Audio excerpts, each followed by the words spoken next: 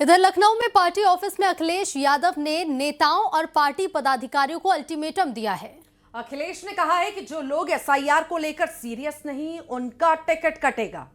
SP ने UP में चल रही एसआईआर प्रक्रिया को 3 महीने आगे बढ़ाने की मांग भी की है, जिस पर बीजेपी ने पलटवार किया। देखिए रिपोर्ट।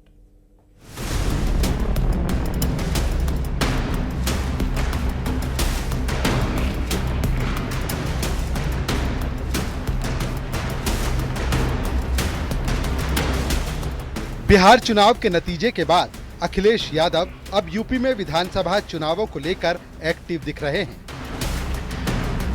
एसपी ऑफिस में बैठक के दौरान अखिलेश ने एसआईआर को लेकर साफ कहा कि जो नेता एसआईआर की प्रक्रिया में सीरियस होकर शामिल नहीं होगा, उसका टिकट कटा हुआ ही माना जाएगा।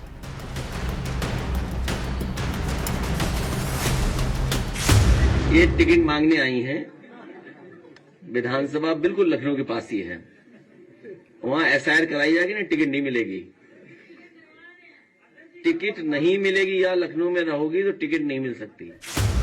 वहीं एसआईआर को लेकर बीजेपी सांसद दिनेश शर्मा ने पलटवार कर कहा कि विपक्ष का लगाव घुसपैठियों के साथ है। एसआईआर से अगर उनका नाम हटाया जा रहा है तो दिक्कत क्या है? अगर एसआईआर में एक पारदर्शी सूची बनाकर उनका नाम हटाया जा रहा है तो दर्द तो उनको होना चाहिए, जो बांग्लादेशी घुसपैठी भाग के वापस बांग्लादेश जा रहे हैं या म्यांमार भाग रहे हैं। लेकिन दर्द विपक्ष को हो रहा है, ये ताजुब है। एसपी ने यूपी में चल रही एसआईआर प्रक्रिया को 3 महीने आगे बढ़ाने की मांग भी की है। यूपी के मुख्य निर्वाचन अधिकारी को एक शिकायती पत्र लिखा गया है। लखनऊ की पूर्वी विधानसभा के 1100 मतदाता लापता होने समेत वोटर लिस्ट से जुड़े कई मुद्दे उठाए गए हैं। इस प्रयास को सफल नहीं होने देगी और चुनाव आयोग को जो एसआईआर की समय सीमा है उसको निश्चित रूप से बढ़ाना पड़ेगा, क्योंकि लोगों के अधिकारों को वंचित करके कोई किसी भी तरह से आगे नहीं बढ़ा जा सकता। इसलिए समाजवादी पार्टी ने इस मांग को दोहराया है कि समय जो एसआईआर का है उसको आगे बढ़ाएं। एसपी बिल्कुल नहीं चाहती कि एसआईआर में ऐसे वोट कटें जो उनकी पार्टी के पक्ष में मतदान करने वाले हों। अखिलेश यादव का इस तरह का सख्त रुख साफ तौर से इस तरह की कोशिश है कि पार्टी में नए जोश को बढ़ाया जाए। एक्टिव न रहने वाले नेताओं को अखिलेश यादव ने अल्टीमेटम दिया है। समाजवादी पार्टी में एसआईआर का मुद्दा इतना ज्यादा अहम और खास हो गया है कि अगर कोई पदाधिकारी इस एसआईआर की प्रक्रिया में भाग लेता हुआ नहीं दिखाई देगा तो मानो उसका पॉलिटिकल कैरियर खत्म है। कैमरा पर्सन गोपी गिरी के साथ अलाउद्दीन, न्यूज़ 18 लखनऊ।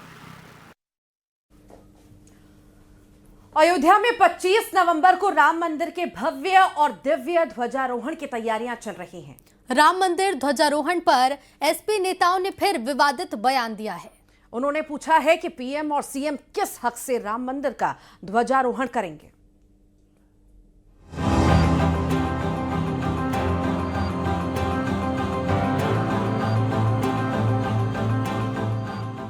अयोध्या में 25 नवंबर को राम मंदिर के भव्य और दिव्य ध्वजारोहण की तैयारियां चल रही हैं। पूरी अयोध्या नगरी दुल्हन की तरह सज रही है। राम मंदिर पर ध्वजारोहण को लेकर सीएम योगी ने प्रदेशवासियों के नाम चिट्ठी लिखी है। सीएम योगी ने लिखा, मेरे प्रिय प्रदेशवासियों, 25 नवंबर 2025 को श्री अयोध्या धाम का नाम इतिहास के पन्नों पर फिर स्वर्णिम अक्षरों में लिखा जाएगा। पीएम मोदी जी के मार्गदर्शन से अयोध्या धाम में काम हो रहा है। अयोध्या में हर कार्य प्रभु श्री राम के जीवन मूल्यों से प्रेरित है। मेरी यही कामना है कि धर्म ध्वजा की पुनर्स्थापना से प्रदेश में सुख, शांति और समृद्धि का नया युग आरंभ हो। जय श्री राम। राम मंदिर पर धर्म ध्वजारोहण से पहले साधु संतों के अयोध्या पहुंचने का सिलसिला शुरू हो चुका है। अयोध्या पहुंचे कथावाचक देवकी नंदन ठाकुर ने धर्म ध्वजा के महत्व को समझाया। हमारे सनातन में धर्म ध्वजा का अलग महत्व है और ये हम सभी सनातनियों के लिए बहुत बड़े पल हैं, गौरव के पल हैं, जहां हमारे देश के प्रधानमंत्री श्री आदरणीय नरेंद्र मोदी जी, जो कि देश का भी गौरव है, जिन्होंने पूरे विश्व में भारत का गौरव बढ़ाया है, वो ध्वजारोहण करेंगे, वो भी अयोध्या में आके। राम मंदिर ध्वजारोहण पर एसपी नेताओं ने फिर विवादित बयान दिया है। उन्होंने पूछा कि पीएम और सीएम किस हक से राम मंदिर का ध्वजारोहण करेंगे। किसी धार्मिक गुरु से कराना चाहिए, राजनीतिक लाभ लेने के लिए देश के प्रधानमंत्री और मुख्यमंत्री जो है वो स्वयं ही उद्घाटन करने का काम करते हैं, ये उचित नहीं है। अयोध्या से सपा सांसद अवधेश प्रसाद ने राम मंदिर ध्वजारोहण को लेकर बड़ा बयान दिया है। उन्होंने कहा कि ध्वजारोहण कार्यक्रम का अभी तक कोई निमंत्रण नहीं मिला है, अगर मिलेगा तो वो जरूर जाएंगे। कोई निमंत्रण नहीं मिला और निमंत्रण मिलेगा या जो भी व्यवस्था होगी अंदर जाने का, पास है या इनविटेशन है, निमंत्रण कार्ड है, जो भी व्यवस्था के तहत एंट्री करने का वो मिलेगा तो मैं निश्चित तौर से जाऊंगा। सारा कारोबार छोड़कर नंगे पैर जाऊंगा। जगत गुरु रामभद्राचार्य महाराज का कहना है कि सनातन को लेकर हम लोग अल्फाबेट के रूप में काम करेंगे। अयोध्या हो गया है, अब काशी मथुरा बाकी है। वहीं मौलाना ने चेतावनी दी है कि ज्ञान व्यापी और शाही ईदगाह मस्जिद का फैसला अयोध्या जैसा आया तो देश हित में नहीं होगा। अल्फाबेट के क्रम से काम करेंगे।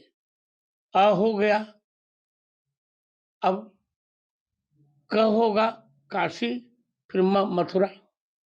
मुसलमानों ने अपने सीने पर पत्थर रखकर बाबरी मस्जिद का फैसला सुन लिया, मगर अब किसी दूसरी मस्जिद का फैसला सुनने के लिए मुसलमान तैयार नहीं है। अयोध्या के राम मंदिर में जहां ध्वजारोहण का तय समय नजदीक आ रहा है, वैसे ही सियासी पारा भी हाई होते जा रहा है। राम मंदिर पर एक बार फिर सियासी वार पलटवार जारी है। Bureau report, news 18, UP Uttarakhand.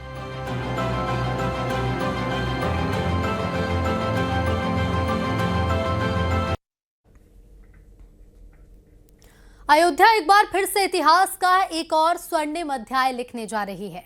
ध्वजारोहण का अद्भुत उत्सव रामलला के मंदिर में राम भक्तों के दिलों में और पूरे भारत की आत्मा में गूंज उठने वाला है। अयोध्या से जो तस्वीरें सामने आ रही हैं, वो सिर्फ तस्वीरें नहीं बल्कि भक्ति का ज्वार है। आइए आपको दिखाते हैं 25 नवंबर को होने वाले इस अभूतपूर्व उत्सव को लेकर अयोध्या नगरी क्या कहती है।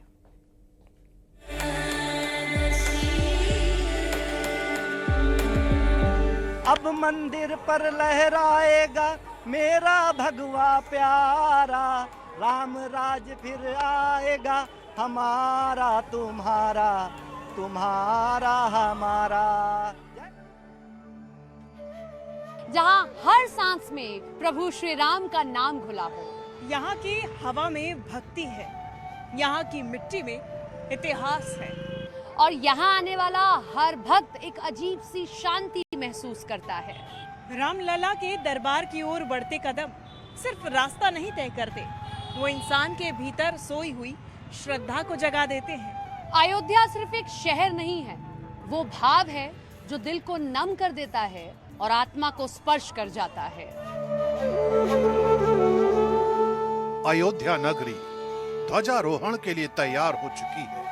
25 नवंबर के दिव्य और भव्य आयोजन की ऐसी अलौकिक तैयारियां चल रही हैं, जिन्हें देखकर श्रद्धा और भक्ति का सागर उमड़ता है। महिलाओं